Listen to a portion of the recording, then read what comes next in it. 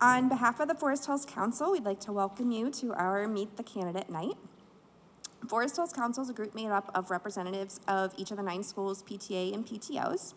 A lot of people ask, what do we do at the Forest Hills Council? And we meet every month with school administrators and with a board member. We plan and support district events, including 6th grade Olympics, 6th grade skating party. We coordinate appreciation across the district. We plan the all-in food drive. And we also give leadership scholarships to graduating seniors at both Anderson and Turpin High School. Since the 1990s, we have hosted a Meet the Candidate Night when there are multiple candidates running for Forest Hills Board of Education seats. So this year, there are 2 Board of Education seats up for election in November. We have 5 candidates running. We invited all 5 candidates to participate tonight. 2 accepted our invitation. It is important to note that Forest Hills Council is a nonpartisan organization and we do not endorse any candidates. If you have not already done so, please check out our website. It's www.fhcmeetthecandidate.com. Meet the candidate, not S, sorry. Each of the 5 candidates running answered the same 5 general background questions. Their answers are posted there. And the recording from tonight will be posted there as well. Over the past several weeks, we have asked the community to submit questions via the website. And in order to ask the candidates tonight, my co-coordinator, Erin Horsley, up there, say hi, Erin. We went through the questions and just categorized them, and we gave all the questions to our moderator. There is a box set up back there for questions if you have them, but that will be cut off at 7:20. So if you have a question, please make sure you get it in before then. Each candidate will be given 3 minutes to make an opening statement. They will be given 2 minutes for a closing statement, and then they will answer the same questions and will be given 1.5 minutes to answer each question. The time will be closely monitored. We would like to request all audience members to be respectful of all candidates on stage, as well as other audience members, and we want to give every candidate the courtesy to answer questions without distractions. We're very thankful to have Dr. John T. Spence as our moderator tonight. Dr. Spence is a professor of political science at Thomas More University, and this is his 3rd time hosting this event for us.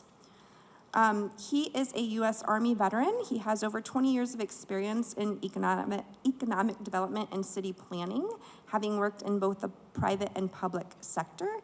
He was a previous elected official in Covington, Kentucky. He currently lives in Kentucky, so he is not a Forest Hills resident. But we are very thankful to have him here tonight, and I will turn it over to him to introduce the candidates. Thank you very much. Can everyone hear me all right? Thank you. Well, we have Wendy and Jason here tonight. Jason Simmons, professor at the University of Cincinnati, correct? Correct. And Wendy Strickler Biederman, who has a PhD and is a professor at the University of Cincinnati, right? Mount St. Joseph University. Mount St. Joseph, okay. Why didn't I remember that? Thomas More and Mount St. Joseph used to be big competitors in sports, so we try not to acknowledge each other's victories over each other. Well, welcome tonight, and thank you very much for your attendance. If anything, this indicates that you're a participant in a democratic process that goes back more than 2,000 years. The community coming together to discuss the issues and challenges that it faces. Nothing could be stronger indication of our democracy than the activity of people at the local government level. So thank you for your attendance. Jason won the coin toss tonight and elected to go last. So this first question I'm going to begin by posing to Wendy, and then Jason, you'll be able to follow up. Do I get to start with the opening? Yes, that would probably be good before the questions. I'm ready. And don't you have 2.5 minutes for that? 3? Okay. Good, you read the rules and they're right in front of me. Please go ahead. Thanks. Hi, everyone. Thank you for being here tonight, and thank you to the Forest Hills Council for providing this nonpartisan opportunity to connect with the community. I firmly believe that every candidate should be here tonight to engage in conversations with the community as part of our responsibility as potential board members. I am Wendy Strickler-Biederman, and I hope to be able to represent you on the board. In Anderson and Newtown, we expect and we believe in a strong educational experience for all of our kids. I have 3 children in the district. My oldest is a senior, and he has been in Forest Hills since kindergarten. We also have a sophomore and a 4th grader, and each year I watch them thrive academically, socially, and emotionally because of their learning experiences in this district. I am so glad we chose Forest Hills to raise our family. I know my children operate with privilege in this district, and not every child has had the same experience. I hope as a member of the board, I would be able to help ensure that each child in Forest Hills has the opportunity for a rich, rigorous educational experience. We are a strong and thriving district. Whether you look to your own children's progress or whether you look to the U.S. News and World Report, recent high school rankings, the niche report, or the opportunities we provide in theater, art, music, and sports, we are a strong and thriving community, and I would like to be able to represent that and continue to advocate for those strengths instead of watching political antics on the news. And those antics are diminishing the respect for both our district and our community at the current time. My husband suggested that I should run under the slogan, "Make school board boring again." I laughed, but then I thought about the fact that there was truth to that. We are all busy. We're busy running kids to activities, trying to have family dinners, and everything else that's on the calendar in a week. And the reality is we should be able to assume that our elected school board officials have our kids at the forefront of every decision that is being made so that we can pay a little bit less attention. And I hope to bring that to fruition. I bring 3 things to the table that I believe are well suited for this role. My doctoral work was around organizational and systems change, so I bring a lens of continuous improvement to the work. I am a school psychologist, so I recognize the importance of mental wellness to overall health and to learning. Our opponents want to remove social emotional learning from the schools, which ironically is a key part of preventing bullying in schools. I'm a teacher, so I can speak intentionally and thoughtfully with questions about curriculum, instruction, and assessment. People move to our community because of the schools. We moved here because of the schools. I do not believe that the media coverage represents the heart of this community. I will advocate on behalf of you and me on the school board for what we want for all of our children. I am here to listen to your questions and to answer your questions tonight. That can't be said of all the candidates. I am here to hear what the questions are, and if I don't know the answer, I will go research them, because that's what I do. I showed up tonight, and I will continue to show up to engage with you, the community, to continue to see our district thrive. I'm Wendy Strickler-Biederman, and I hope to have your vote. Hi, everyone. My name is Jason Simmons, and I also want to start by thanking the Forest Hills Council and the PTOs for putting on this event and all the work you do throughout the school year to create meaningful experiences for our students. It does not go unnoticed. It's kind of ironic that I'm sitting here because it was the last school board election in 2021 that I think of as my jumping on point for getting more involved in the local political scene.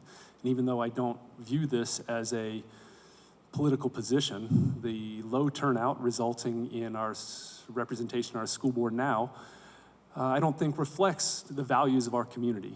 My family and I moved to Forest Hills in 2014, we're not from Cincinnati, and we moved here because of the reputation of the school district. And when we moved here, we felt immediately welcomed. This is our home. This is where we are choosing to raise our son. And the rhetoric coming from the current board does not represent our values of belonging and inclusion and welcomeness. I consider myself an advocate for students. I'm a professor at the University of Cincinnati in the Sport Administration program. I have my PhD in educational leadership and organizational development. And every day, I consider the various learning styles of students, the various needs that students have in the classroom. I walk around UC's campus and look across my classroom and see a very diverse community, very different than what a classroom or the community here in Anderson and Newtown looks like.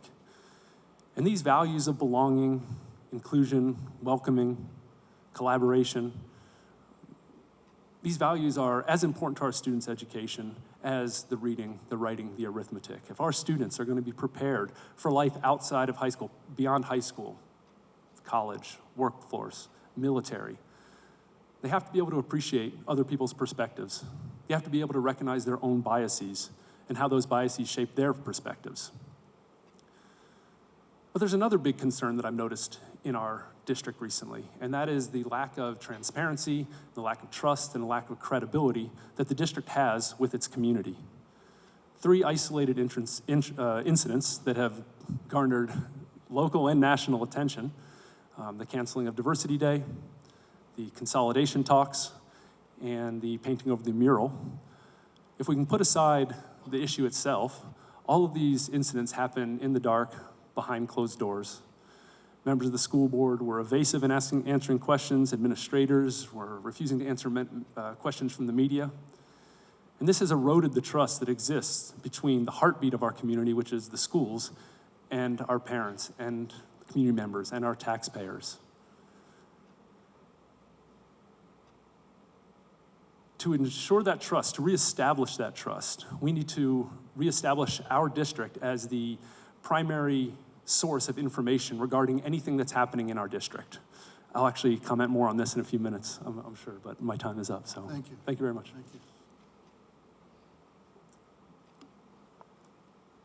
Jason, would you still feel comfortable with Wendy beginning to answer? Sure, the first? yeah, go for it. Thank you. Wendy, I'll direct this question to you, and then Jason, please follow up. What is the #1 priority you believe upon which the Forest Hills School Board should be focused? Well, I'm going to piggyback a little bit on what Jason said. I think right now the #1 priority needs to be rebuilding trust, and I see that trust encapsulated in a couple different aspects. First, as Jason clearly articulated, there has been an erosion of trust with the school board, and that hurts me as a parent in this district, as a community member, and as an advocate of our schools. I think there is such potential within our district. It thrives because of the collaboration of parents and teachers and educators. You know, we work together every day for the betterment of our students, and so it's so important that there is trust and transparency. So I think first and foremost, we have to figure out how to start to reestablish that, the trust of the community with the board. But secondly, I also think we need to reestablish trust in our teachers. There's been an erosion of trust of a lot of systems, and education has been one of those. Our teachers are professionals. They've been hired because they are experts in their field. And we send our babies to them every day because we trust that individual teacher. And if we trust that individual teacher to be doing the best by our student for the largest number of waking hours they may have in a day, then we need to expand that to remember that we trust all of our teachers as professionals. And third and finally, we need to make sure our students trust that they are all welcomed and seen and valued in our schools every day. So I think that needs to be our top priority. Yeah, I echo some of those sentiments. I've said since the beginning that the top priority I see in our district is toning down the political divisiveness and reestablishing trust between the district and our community members. Politics have no place on a school board, and when we say terms like belonging, diversity, equity, inclusion, these are not political terms. These are values. I think it's important to understand the role of a school board in a public school district such as ours. The school board has no say in the curriculum that's being taught. The school board has no say on governance policy regarding athletic participation. This is a macro level policy-making board that works with the district, the staff in the district, to support the teachers, support the principals, and create a safe and welcoming learning environment for our students. Reestablishing that trust involves listening, it involves collaborating with parents, collaborating with students, collaborating with teachers. And what we've seen over the past 2 years is a lack of willingness to reflect on actions, a lack of willingness to reflect on our messaging, admit when we've made a mistake, and a lack of willingness to collaborate with the various stakeholders that call this community home. Thank you. All right, question #2. Jason, we'll begin with you. What differentiates you from the other candidates running for school board? Yeah, I think besides being here and being, participating in public events, where the community can engage with us and ask us questions, get to know us a little better. I think there are several key differentiators that separate myself from some of the other candidates not present tonight. One is I'm an educator by trade. I mentioned I have my PhD in educational leadership and organizational development. I'm a professor, and beyond teaching students, I'm heavily involved in creating, developing, and assessing student learning outcomes. I am a parent. I have a child that is in this school district. It's in the room here with me right now. That is my life. He's my reason why I'm running for this position. I understand how our school district is funded, how public funding for school districts work in the state of Ohio, and I'm committed to finding creative solutions to extend the life of the current levy and taking some of that onus off the taxpayer.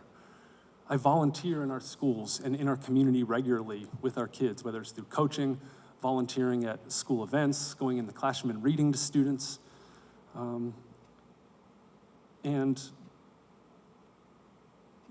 education is my passion, right? This is what I've devoted my professional career to, and I want to bring some of that knowledge, bring some of that expertise to this board and help us get back to all these awesome metrics being what we're known for, not some of the other earworms from the outside. Wendy, do I need to repeat the question? That would be great, thanks. What differentiates you from the other candidates running for school board? Can I say ditto? No, I'm just kidding. No, Jason mentioned several really important aspects. I think for both of us, we have kids in the district. I have 3 children in the district. They did not choose to attend tonight, but I won't hold it against them. And I think there's something to be said for having a vested interest in the decisions you're making, because they impact your children and your family as they do others' children and their families as well. Similarly, when we talk about school funding, I'm a homeowner in the district. And so talk of a levy impacts my home and our family and our budget too. And don't think I haven't noticed that the cost of milk, apples, and meat and everything else has gotten a lot higher these days. So being a homeowner, having kids in the district, these are pieces that make me invested in and engaged in a way that you can't be if those aren't positions you're in. You're making decisions that are outside of your own reality. Beyond that, I would say the other piece would be that I'm a bridge builder and a communicator. I like to talk. It's why they keep having to hold up colored signs to remind me that at some point I have to stop. But I want to communicate. I want to make sure that the community feels like they know what's going on and what decisions are being made and what are things that are being discussed by the board. And so I hope I can also bring that, that bridge building and that communication to the table as well to help us move forward. Thank you. Question number 3, Wendy, we begin with you. How will you work with the current board members and administrators to keep vital community trust in the Forest Hills School District? Well, as I just mentioned, I see myself as a bridge builder. This wouldn't be the first situation that I've worked in where I was coming to the table with other educators who didn't necessarily share the same philosophy or the same beliefs about how we should pursue certain educational decision-making. And I was able to ask a lot of questions and be an active listener and figure out how we could move forward together. I worked in Forest Hills for quite a few years. I have good relationships with the administrators and with the educators here, so I think that will help in moving things forward. But I will tell you, at one point, about 4 years in, one of those educators told me I was gonna have to stop using the phrase, "I'm new here, so I'm trying to understand." Because it was 4 years and they decided it was probably time for me to give up the "I'm new here." But I share that to suggest that I'm always trying to figure out how to phrase asking about what I'm not understanding about a situation, what a different perspective is, so that we can find a way to bridge. I know that Jason has as well, but we have both reached out to the current board members to meet for coffee and try to start establishing some relationships, because I do think relationships are pretty foundational to being able to come together even in conflictual situations and be able to problem solve with civility and respect. So those are the ways I hope to be able to move our work and trust forward. Jason, do you need me to repeat the question? Yes, please. How will you work with the current board members and administrators to keep vital community trust in the Forest Hills School District? Yeah, I think the first thing to acknowledge is that it's okay to disagree. I work in academia, and that is people with the most ego you could possibly imagine, all thinking they're right. And so I'm a program coordinator, I'm on faculty senate, and so working with people with very strong viewpoints on the best way forward is something that I have a lot of familiarity with. But as Wendy mentioned, I have had lunch and met with 2 of the board members, existing board members that will be staying on the board, in an effort to try to be the solution, to acknowledge the divisiveness that is in our community that is stemming from our school board. And what I found is that there's a lot more that we agree on than we disagree on, right? I've heard the other board members say things like, we don't want anybody to feel discriminated against. We don't want anybody to feel unwelcome because of their sexual orientation, their race, their ethnicity. I'm like, great, hey, we're 90% of the way there. So the question becomes, how do we operationalize that, right?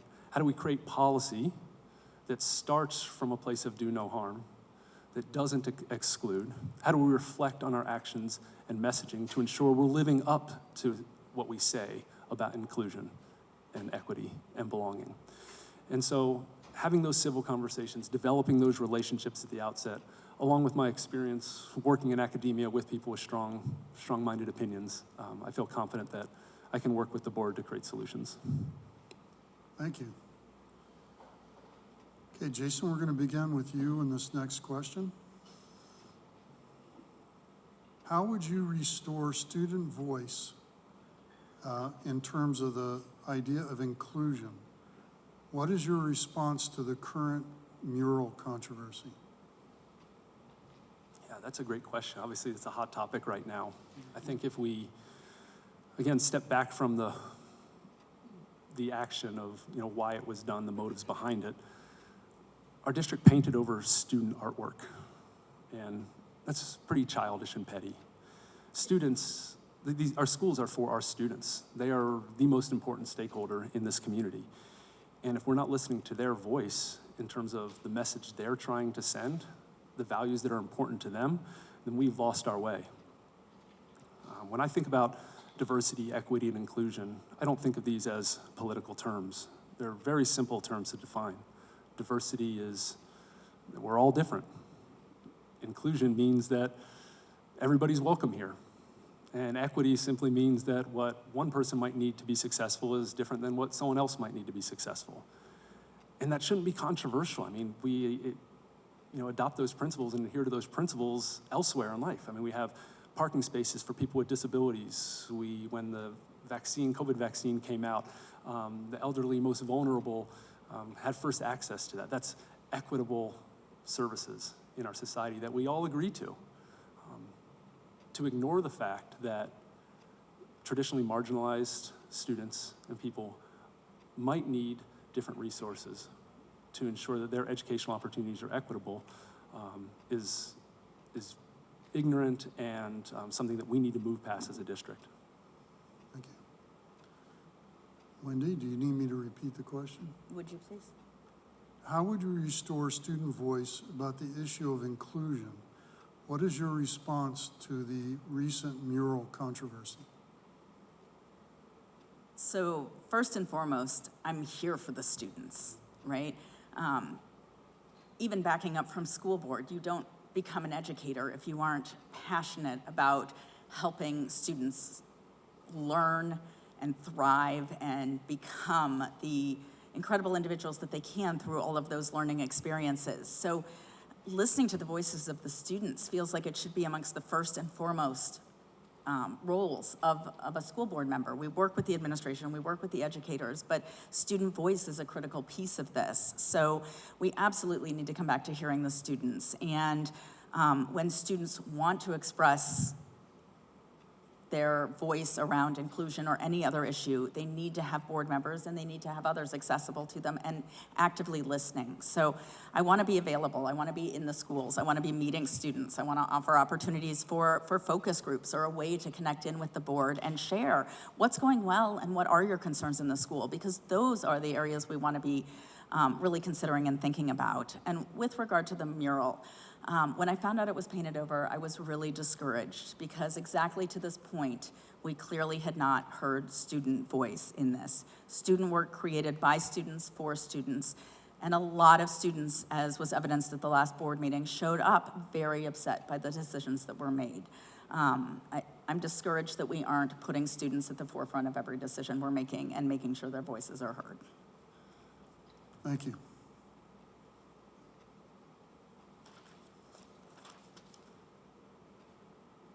Wendy, this next question begins with you.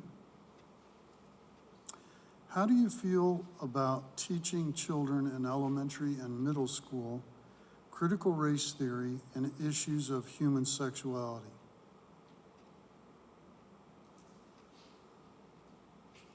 "90 seconds for both those topics." Whew. Okay, so this question was specific to elementary and middle school. So That is let's correct. start with critical race theory. Critical race theory is not being taught in our elementary and middle schools. Critical race theory is being taught in high-level graduate programs. What we do in our schools, and I've heard social emotional learning also wrapped up in this term as something nefarious that's happening in schools, is teach social emotional learning. And that involves helping kids learn how to get along with each other. And yes, as a parent, I should absolutely be doing some of that at home, but there are not a lot of opportunities when I have 20 same-age peers in my house to address things like how you react when a friend says something you don't like, or third or fourth grade girls aren't getting along, or a kindergarten child took somebody else's crayon and pushing them is not the right answer. So absolutely, CRT is not happening in our schools, but as part of learning how to get along with others, we absolutely should be addressing that we bring different lived experiences to the table, that families look different, that people look different, that we have different beliefs, and that those are all okay and good. And that if we don't talk about it, we treat it like a dirty little secret, and then it becomes a problem. With regard to human sexuality or human sex education, I do believe it should be taught in a very developmentally appropriate way. So when we get into later elementary school, those are conversations about your body and how it's changing. As we get older into middle school, those should be conversations that include healthy relationships. So those are topics that need addressed in very grade and age appropriate ways. Jason? Yeah, I'll echo what Wendy said in that critical race theory is not being taught in our schools, not in our high schools, not in our middle schools, not in our elementary schools.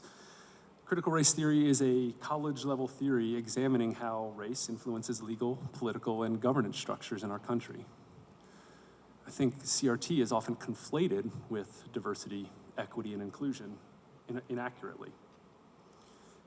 These are not controversial or political terms, as I mentioned. I value others' opinions. I think when we talk about the culture of kindness resolution, it gets at this idea of critical race theory and prohibiting what can be talked about in class, prohibiting the different perspectives and lived experiences of students in our schools. And by saying that we can't talk about race, we can't talk about ethnicity or culture, we're implicitly telling people from traditionally marginalized communities that you don't belong here in our community. And, you know, I like to think that if my son can handle active shooter drills since kindergarten, he can have conversations about race and ethnicity and culture and sexual identity and sexual orientation and sexuality. As Wendy said, at the elementary level, this is about human health and learning about your body and how your body changes as you go into middle school. Those are confusing times for all of us, and so understanding what's happening to your body is essential. Understanding different sexual identities can help us improve empathy in our society and understand how other people might feel, how other people might respond to our words and actions, and maybe make us a little bit more cognizant of what we say and how we think about things. Thank you. Let's get back to a more general or broader question after those two very specific ones. So Wendy, we'll start, Jason, I'm sorry, we'll start with you. What role should the community play in supporting the education of children? A public school district is public for everybody. Our community is at Forest Hill Schools. This is why so many people live here. I've heard countless stories of people who went to Forest Hill Schools, went away to college, and moved back to raise their kids here. It is an investment. Our schools and public education is a service. And that comes with a financial commitment as well. Public education is not free. there are financial challenges within our school district. I'm not going to skirt aside those. But as we saw earlier this year, our community was willing to step up and provide the funding necessary to be able to maintain these, this amazing record of student success that we have in our district that makes our district one of the best in Ohio. And I think that as a community, we have to recognize that the brand of our district is at stake, right? We have these niche rankings that gave Forest Hill School District an A in the state of Ohio. We got our 5-star report card that puts us as one of the top 15% of districts. Our high schools are ranked in the top 15 in all of the state. But as a community, we need to be careful because all of this dirty laundry, right? All these news stories that are getting out that shed a negative light on our district, it's gonna catch up to us eventually in terms of our home values, in terms of the legal fees the district has to pay, in terms of teachers leaving the district, in terms of students moving out of the district and losing opportunities for our students. So as a community, it's on all of us to support our schools, support our teachers, and get back to what matters, and that's our students. Wendy, would you like me to repeat the question? Sure. What role do you believe the community plays in supporting the education of children? I think our community plays a big role, but I'd like to provide a caveat to that as a starting point. I think, as Jason mentioned, public school is public for everybody. And some of the controversies that are coming from fear-mongering sources outside our district are around conversations around book banning and around specific content that can be taught. And from the perspective of the role that community plays, I think it's important to realize as parents, we absolutely can make choices about what our own children are able to read or the topics and content we want our own children interacting with at higher levels, such as in AP classes. But we don't get to make those choices for other people's children as part of a public school district. And so the community support comes from trusting the professionals who are making the decisions about how to meet the Ohio content standards and how to meet the College Board standards in AP classes, and then working with those professionals to make sure that our students are getting the highest level of learning that they can have access to. And so I really think that trust in the professionals, that getting involved in the schools, the helping our teachers out, the showing up for conferences, and as Jason said, supporting financially, and in terms of the broader supports our students need are really important. But I think there's a fine line there that has to be recognized in terms of decision-making that happens. Thank you.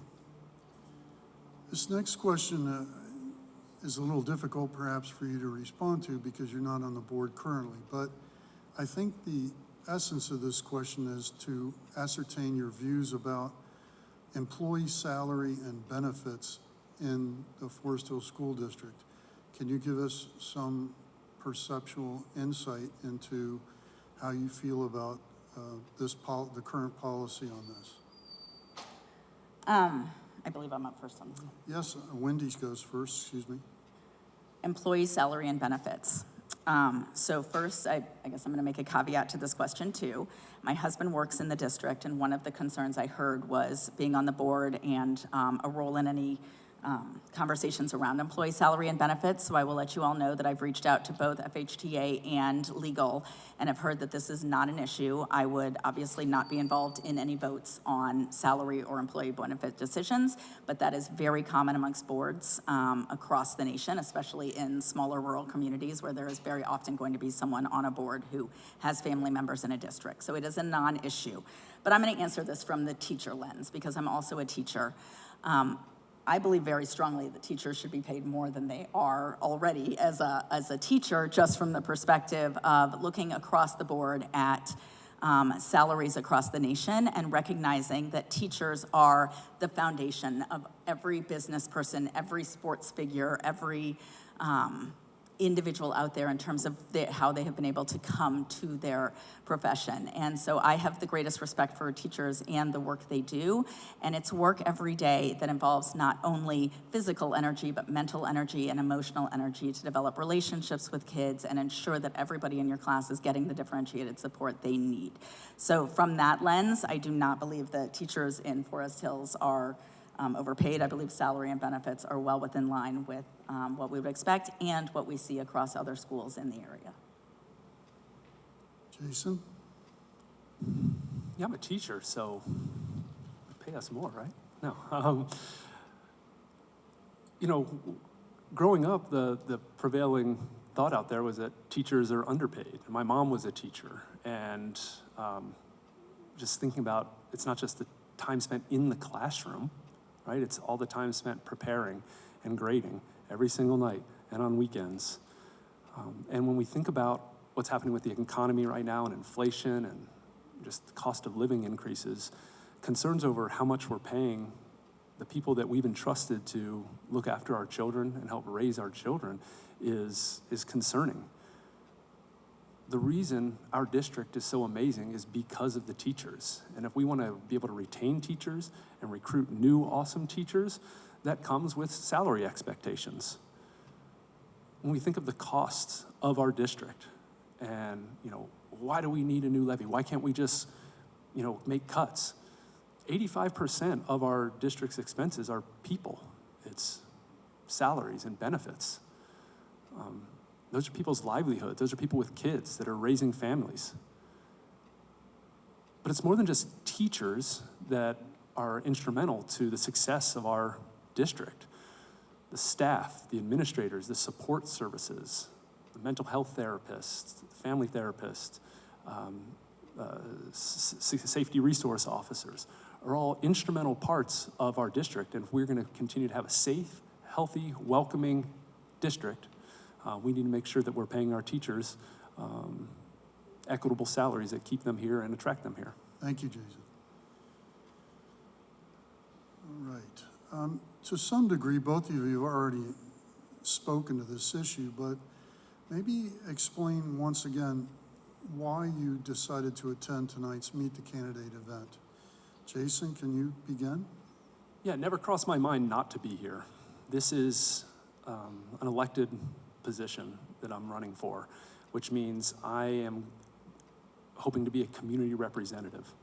I am one person and one voice, but to be a community steward, people have to understand who I am, what my values are, and what my vision for the board is going to be. Wendy and I have been at public events all over the community for the last several months, meeting folks, talking to people about their concerns with the board, what they'd like to see in the board. We participated in the Advocate FHSD video series. These are nonpartisan events. And I think if you look at all the candidates' websites and Facebook pages, everybody says, we want to keep politics out of our schools and out of our school board.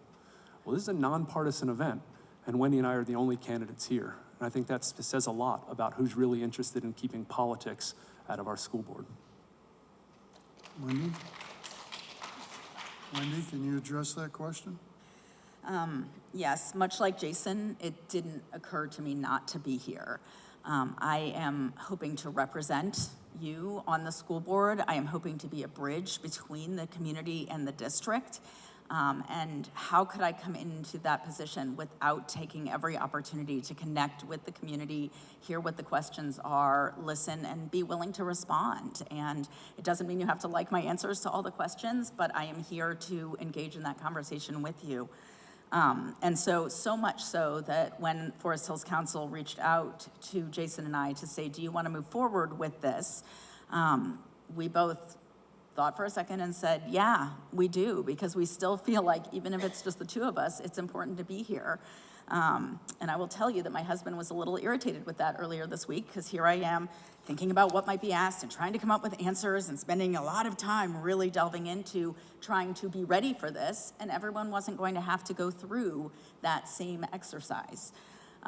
So it's that important to me that you have accessible board members who are willing to listen and willing to answer questions and really do want to be part of communicating with the community.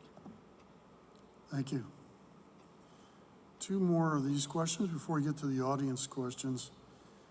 Wendy, will you begin this one with answering the question, what knowledge, skills, and abilities do you feel are most important for a school board member to have? That's a great question. First, I think there has to be a willingness to learn. So I don't pretend that I'm coming into this position with all the answers. I do have a background in education that gives me some knowledge in educational policy and practice, but not from the lens of a board member. So I have already reached out to ask what the early opportunities are for learning about board policy practice, revisiting Robert's rules, which I haven't looked at in a while, and different pieces like that. And a willingness to reach out and engage in conversations, be an active listener, acknowledge when you don't know, but be willing to research and find out what you need to know. And sometimes that research is digging into law, sometimes it's digging into research around what already exists around certain policies, practices, or research about strategies, health, whatever may come up. The reality is we don't know what the next 4 years on the board are going to look like. 4 years ago, we had no idea COVID was going to exist. It has been 4 years, right? And so we don't know what the position's going to involve, so you have to have people on the board who are willing to engage in whatever problem solving needs to happen. Be learners, be listeners, and then be willing to take that information and use it to make decisions on behalf of our kids. Thank you. Jason? Yeah, there's a few things. I think a willingness to collaborate, number one. I talked earlier about the erosion of trust and credibility that our district has with many members in our community right now. And if we're going to reestablish that trust and reputation of the district, we have to collaborate with the various stakeholders in our community. As Wendy mentioned, a willingness to learn. I am an educator, and I can bring skill sets that will benefit our kids in our district, but I'm not going to sit up here and profess to know everything that there is to know about the school district and being a school board member. But I am willing to learn, and I'm willing to self-reflect and make decisions based on expert testimony, based on data, not conjecture, and not anecdotes. I think a willingness to listen, not just to the people that voted for you, but everybody in the community and all of their concerns. As I mentioned earlier, it's okay to disagree. If you don't agree with my policy or my stance on something and you want to come and provide evidence of, how that's doing harm, I'm willing to listen to that and have a conversation. And then I also think a willingness to sacrifice. This is a position that's going to take time away from family, time away from other leisure activities that we can participate in, but it's something that I think both Wendy and I prioritize as important in our community, and communicating to our children, and my son in particular, that this community represents what you think it does. Thank you. All right, last of these questions. Jason, will you begin?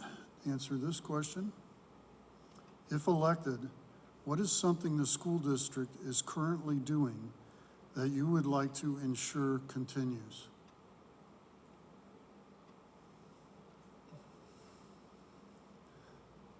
Yeah, I think if we look at the various metrics and indices that tell us that Forest Hill School District is an amazing district, is what we need to continue to stand behind. By every measurement, whether it's student achievement, student progress, early literacy, college and career preparation, Forest Hill School District is among the top in the state.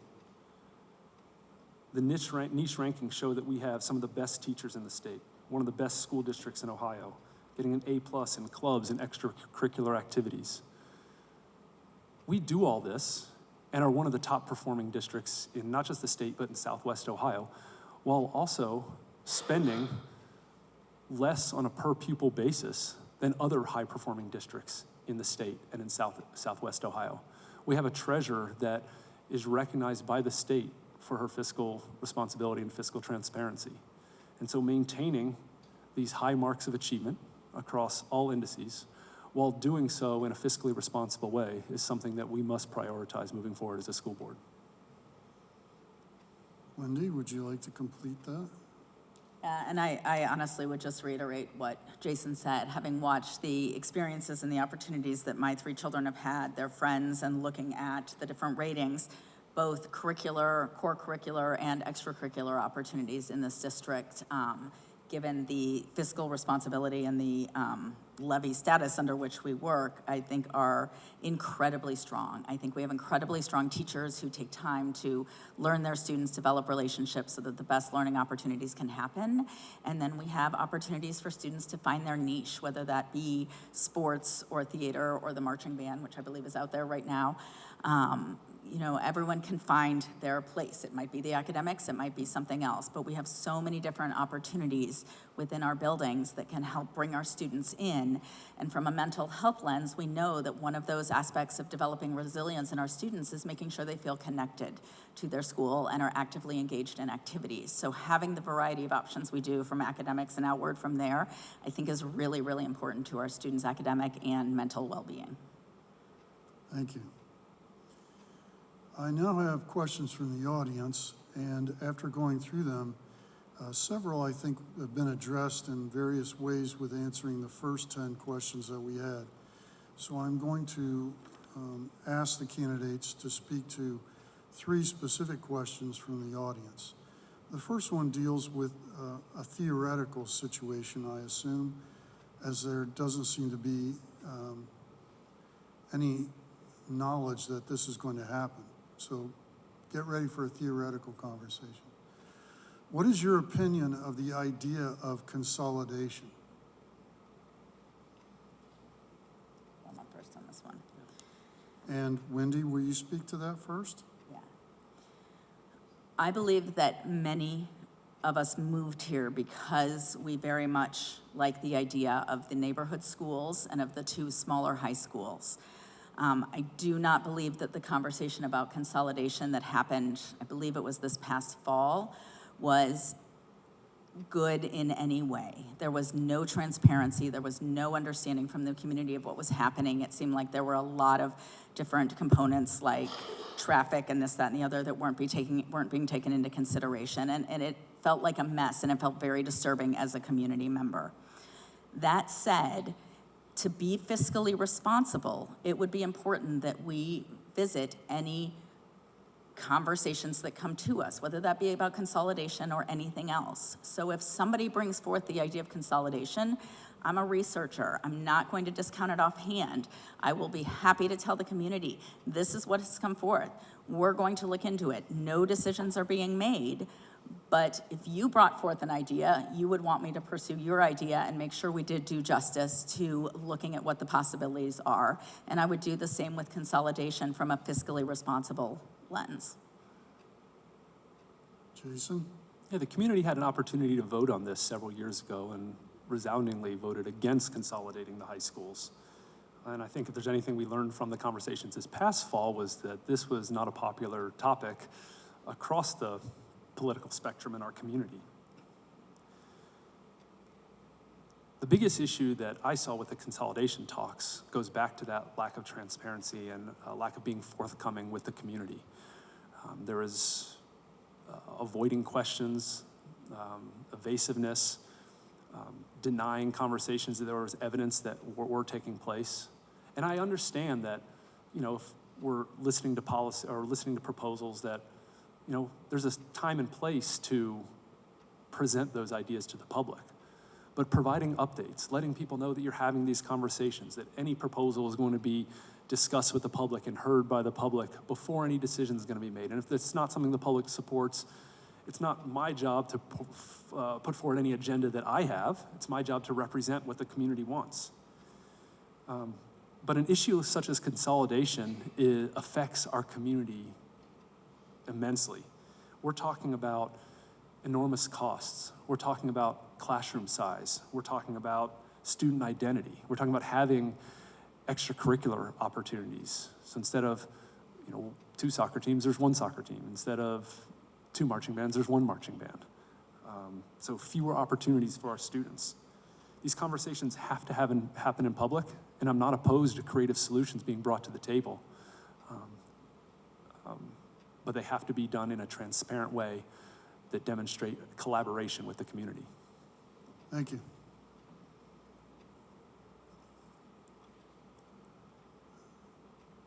Do you have a plan to unite and rally the community around education? Jason, would you begin to try to answer that question? Yeah, I think the first steps of the plan, I'm an educator. As I mentioned before, this is my passion. This is what I do for a living. I think that, more than anything, we should be investing in education because this is the future of our country. This is the future of our society. But in order to unite everybody around education, and I interpret that as around our schools and around our school district, we have to begin healing. We have to collaborate, and we have to get everybody back behind the idea that the students come first, that we can trust our elected officials to make decisions that are in the best interest of our students, and they're not being used as political pawns. Decisions aren't being made to placate the political whims of one or two board members. We have to make sure that conversations are happening in the open, making sure, when I've talked to people, they don't understand the process that's happening at the school board meetings. So many more people are paying attention to school board meetings now than they were 2 years ago, 4 years ago. Understanding the process of the consent agenda, and that there's task force and work groups that are working on these different issues behind the scenes. So we understand the processes of school board functioning and the role of a school board. Until we can get rid of this political divisiveness and bring the community back together under the unified idea of prioritizing our teachers, trusting prioritizing our students and trusting our teachers, there's not going to be any rallying around education. So the first step needs to be reestablishing that trust. Wendy? I would support that contention that this has to start with transparency and trust. Transparency was something that the current board ran on that we have not seen come to fruition. And as a community member, I'm frustrated by not knowing what's happening. So recognizing that frustration in myself and understanding what it's like to feel that, I think the starting point has to be really reconsidering what the board is doing and how that looks and how we are communicating with the community, what is happening. Very much bringing a student-first lens to every conversation that is happening within our community. If we can get past that point, which I think we can, and I think we will, because I think we are a strong community where the community supports our schools, and there has been a symbiotic relationship for a long time, then I do think we would be at a good place to start looking at how we start to feature the good things that are happening in our schools again. There was a period of time, aside from the awards, which do still come to the school board, where there was talk around what different clubs were happening, what different students were being recognized for in schools, and really building up and acknowledging the really good things that are happening across our schools that aren't always, in the light of day and maybe need to be. And then finally, being accessible in the community, in the schools, to teachers, to administrators, to students, to be able to voice what they see going on, and in the community to community members and parents, to feel that they are being heard. Thank you. All right, our last question tonight comes from the audience, and I will begin with Wendy. Can you give us any perception, or can you share with us your perceptions regarding the current funding model for the school district? Yes, I can. There are several issues with the current funding model, but they are issues at the state level, not at the district level. As Jason mentioned, we have an award-winning treasurer who's doing an amazing job balancing the budget we're working with. So I want to try to get in 2 points very quickly that I think are often misunderstood. First, recent historical data in Ohio would suggest it takes about $13,000 a year to educate a student. We get, in Forest Hills, about $2,500 a student. $13,000, $2,500. There's a big gap in terms of the state funding. Second piece of the puzzle, the only two ways to fill that gap, to have the funds we need to pay for education of our students, are through business tax. We don't have a lot of big business that are bringing in big tax in our area, or property tax, which is a levy. But here's the really important point number 2. We've got this $10,000 gap that we need to fill in terms of how much money we need. The day a levy passes, the raw amount of that levy is how much my household is going to pay each year thereafter. So let's say in the Biederman house, that's $600. Well, the following year, inflation occurs, electricity goes up. I'm still only paying $600. The next year, gas prices go up, salaries go back. I'm still paying $600. This gap is getting bigger, and business people will say, increase the cost of your product to offset this difference. We can't do that. We can't touch this raw amount without asking for a levy to rebalance this difference. That's how school funding works. And yes, it's a problem, but it's a problem at the state level.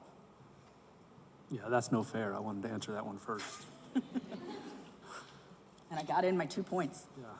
Jason, you have your opportunity to close out the Yeah. last questions. I don't want to be redundant, but the main takeaway is that we are both homeowners here.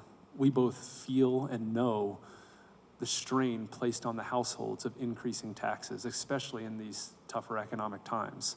The property tax increase as a result of this last levy is going to be significant for a lot of people in our community. Unfortunately, school levies are one of the few things that we get an opportunity as voters to have a say on how we want our tax dollars spent. You know, our tax dollars are spent on a whole host of things that we don't get a say on. And so if you're asking people, do you want to pay more money for something? Most everybody's going to say no. I choose to support education and fund education because we are in an inequitable funding model within our state. The problem that people have with the levies should not be directed at the district. It's misplaced. It should be directed at our state funding model that only provides our district with 24% of the budget, the money it needs to meet our budget demands, right? Outdated bills that prohibit inflationary adjustments to prior levy monies being collected, as Wendy mentioned, to account for increasing costs of salaries, gas, food, all that type of stuff. We have an amazing state representative right now that came to our school board with creative solutions for more funds and was denied and turned away. I think Wendy and I are committed to finding creative solutions, working with state representatives, advocating at the state level, working in finding public-private partnerships to solve some of the problems we have with our funding in our community and take some of that responsibility off the taxpayer and extend the life of our levy. Thank you, Jason. All right, the questions, the candidates have faced the questions, and now we'll allow them to wrap up their statements for the evening. They'll both be given 2 minutes for a closing statement.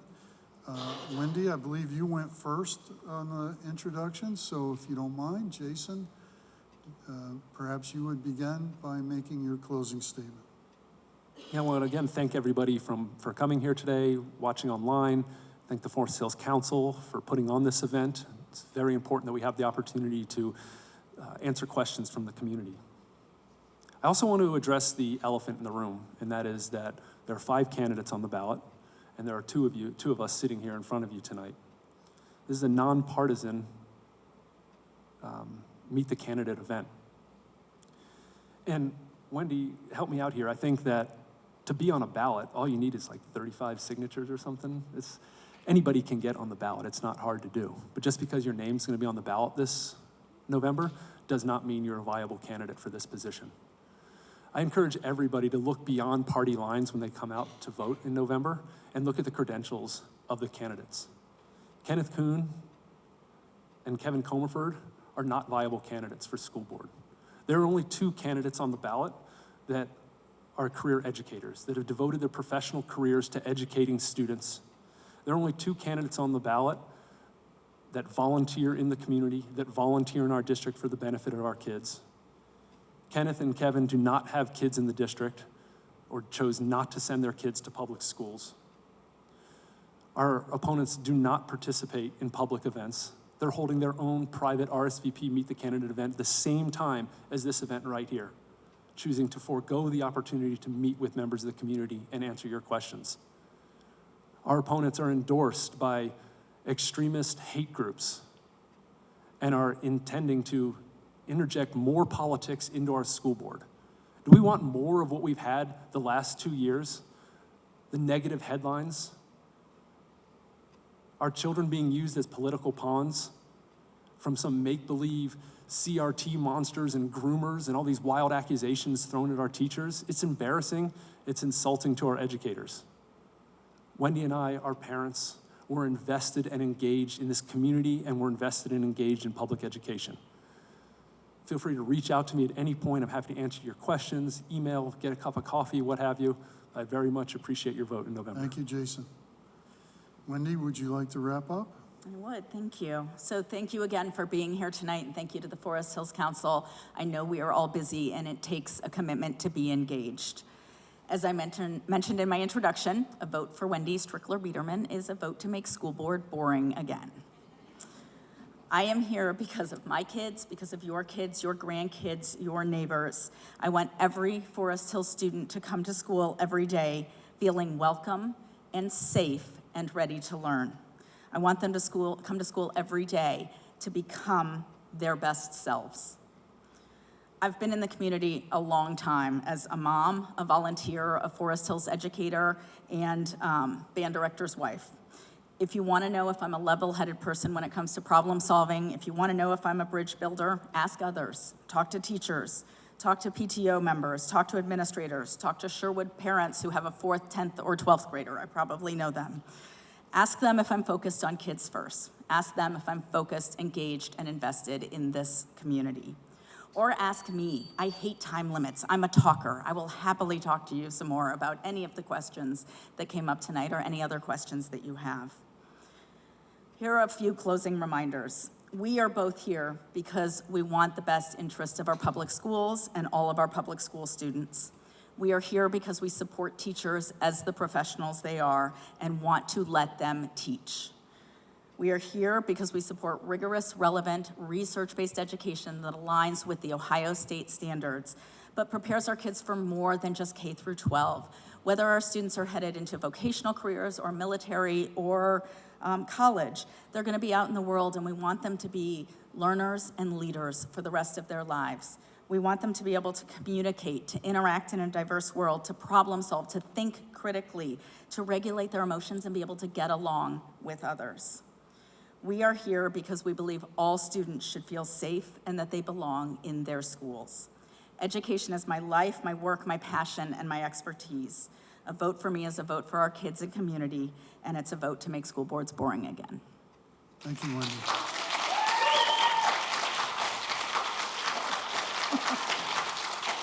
Well, this evening you've heard from 2 of the candidates for the school board, Wendy Strickler Biederman and Jason Simmons. You've been able to hear 10 questions that were posed on the web pages for the candidates, which was open to everyone. You heard some answers to questions that were posed by the audience, and you've participated in what I consider to be the ultimate grassroots democratic process where people come together as a community and discuss the challenges that they face together.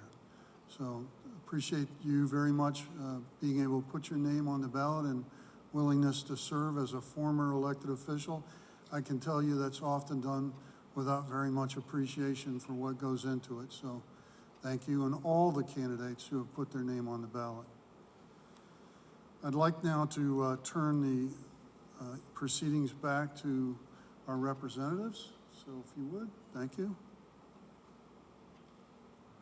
I just want to thank everyone for being here tonight. I would like to thank Wendy and Jason for their time and taking the time to answer the questions from the community. Just a reminder, we will post that video on our website tonight, which is fhcmeetthecandidate.com. Thank you.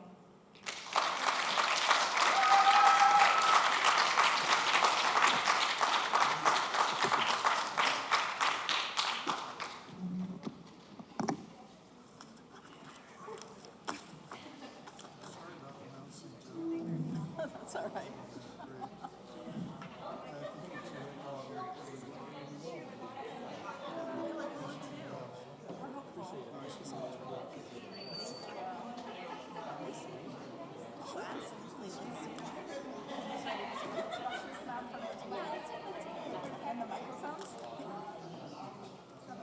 Good job, team. Way to go.